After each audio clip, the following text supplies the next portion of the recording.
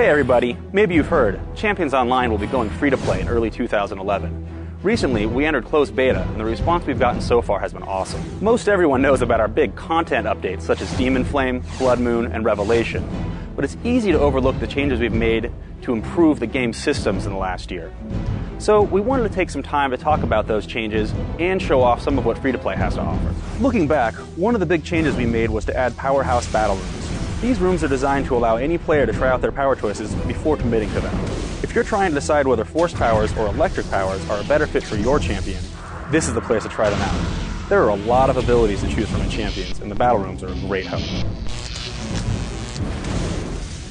We've also given our pet system a big overhaul. There are more pet options, stronger pet powers, and a wider range of tactical choices for controlling your pets. We now provide more options for what your pet looks like and give you individual control over each one. They can now follow you just about anywhere, including in the air. And with every major update, we added more parts to the costume creator. We've also added some special costume drops for completing missions and perks in the game. Any costume part you earn is unlocked for all the champions you create. There are now over 3,400 costume pieces available to players, which can be combined and colored in millions of unique ways. After launch, we also received a lot of feedback about our melee power frameworks, like Might or Martial Arts. Some players felt that these builds were at a disadvantage when compared to other heroes with more ranged powers. When we analyzed real combat, we found that the players were absolutely right, so we improved them. We shortened or removed charges and cooldown times, increased the melee range, and increased melee attack damage.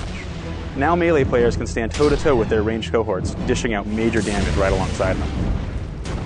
For players that have mastered Champions Online, or those who found things a bit too difficult, we introduced the difficulty slider. If you're on a team, the team leader decides what difficulty setting the team is playing at.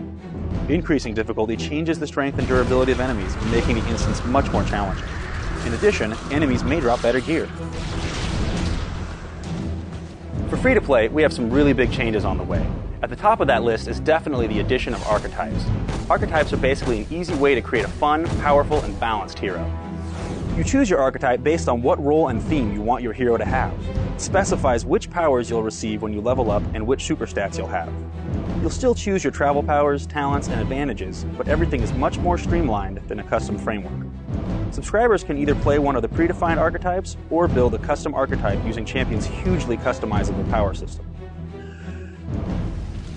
We've also revisited a lot of early game content.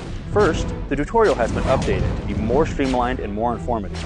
New players will have a much easier time learning the basics of Champions. Also, once you've played through the tutorial, you now have the option to skip it when you create a new champion.